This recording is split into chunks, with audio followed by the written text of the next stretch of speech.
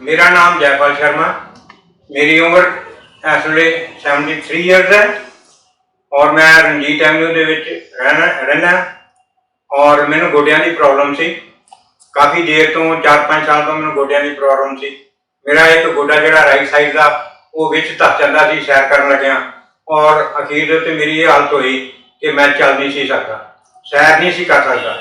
लोगों को देखता सी सैर करते सी और मेरा भी मन करता सी कि मैं भी उन्होंने वांगू सैर करा, लेकिन लाचार सी।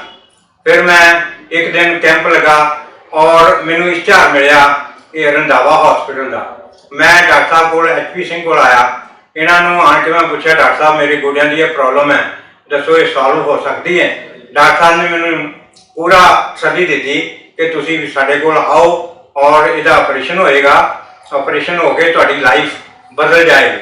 मैं डॉक्टर साहब को आया, इन्होंने टेस्ट करवाए, मेरे मैडिकल टेस्ट करवाए, वो फिट होया।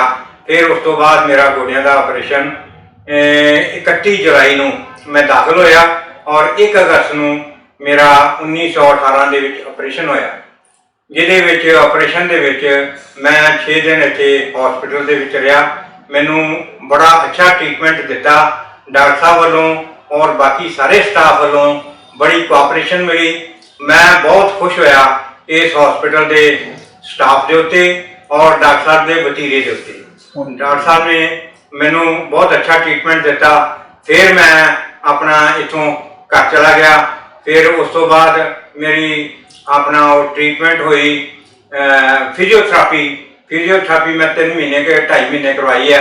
फिजियोथेरापी के मैनू जोड़ा मेरा इंस्ट्रक्टर सी उन्हें दसिया सी कि बहुत अच्छी तरह उन्होंने गाइड किया, तुसीं बाहर नहीं जाना, साइकिल नहीं चलाना उन्नी देर तक, किसी थान के उत्ते अपना बगैर वीयर्स तो फुट जोड़े अपना बूट पाउन तो बगैर नहीं जाना।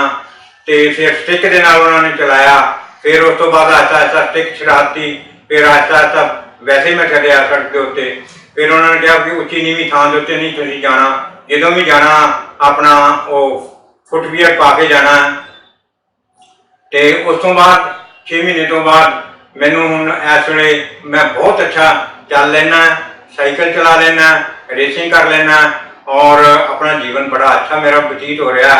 तो मैं सारिਆਂ ਨੂੰ ਇਹੋ सलाह करा देवांगा कि तुसीं जिहड़ा भी ऑपरेशन कराना है इत्थों रंधावा हॉस्पिटल को कराओ, डॉक्टर HP सिंह जी को कराओ, बहुत अच्छे डॉक्टर है, सानू कोई तकलीफ नहीं ये बारे दे विच। मैं अज फिर उन्होंने 1 साल बाद मिलना आया, बहुत अच्छा उन्होंने थैंक्स करना आया कि उन्होंने मैनू नवा जीवन दिता। धन्यवाद।